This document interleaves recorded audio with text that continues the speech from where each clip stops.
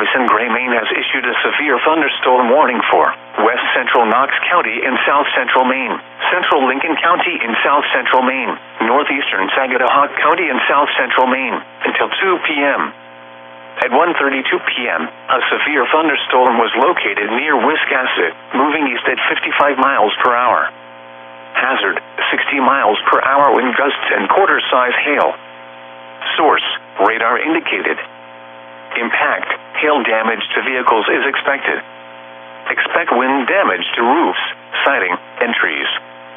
Locations impacted include Bath, Damariscotta, Wiscasset, Bristol, Bremen, Woolwich, Bowdenham, Jefferson, Dresden, Cushing, Edgecombe, Friendship, Alna, Noblesboro, Newcastle, Waldoboro, Richmond, St. George, Union, and Whitefield. For your protection, move to an interior room on the lowest floor of a building. Torrential rainfall is occurring with this storm and may lead to flash flooding. Do not drive your vehicle through flooded roadways. Repeating, a severe thunderstorm warning has been issued until 2 p.m. for counties in Maine, Knox, Lincoln, and Sagadahoc.